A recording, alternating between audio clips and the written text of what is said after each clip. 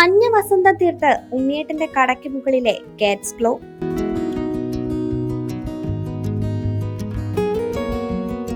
അടുത്ത വീട്ടിലുള്ള നിഷ സുരേഷ് 2019 ഈ ചെടി വെച്ച് പിടിപ്പിച്ചത്. ചെടി വളർന്നു തുടങ്ങിയപ്പോൾ ഉണ്ണിയേട്ടന്റെ കടയ്ക്ക് അതൊരു തണലായി മാറി. പിന്നെ കടയിന്റെ തൊട്ടടുത്തുള്ള നിഷ സുരേഷിന്റെ വീട്ടില് വെച്ചതാണിത്.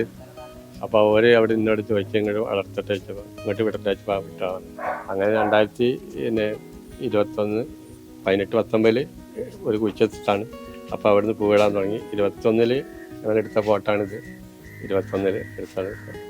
അതിപ്പോൾ നല്ല ഫുള്ള് കവറേജ് ആയി. വീടിന് ഫുള്ള് ചുറ്റോടും അതായി, ചുറ്റുപാടും ആയി. ചില ഫുള്ളൊരു പിന്നെ വെയിലടച്ച നല്ലൊരു സ്മെല്ല് ഉണ്ടാവും. മുമ്പൊക്കെ അങ്ങനെ തോന്നൂല.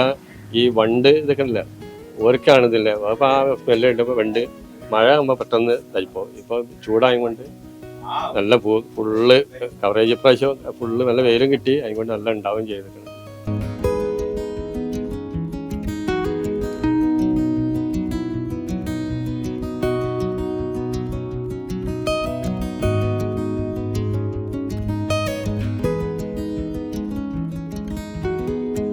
പൂച്ചയുടെ നഖങ്ങൾ പോലുള്ള കുഞ്ഞു മുള്ളുകൾ ഉള്ളതിനാലാണ് ഇവയ്ക്ക് കാറ്റ്സ് ക്ലോ എന്ന് പേര് വന്നത്.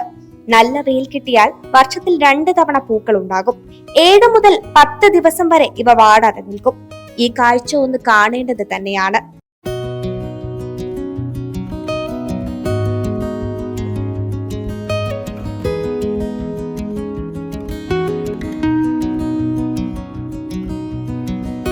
കാഴ്ച കാണാൻ എത്തുന്നവർക്ക് ഉണ്ണിയേട്ടന്റെ നല്ല സ്നേഹം നിറഞ്ഞ ചായ കുടിച്ചു മടങ്ങാം.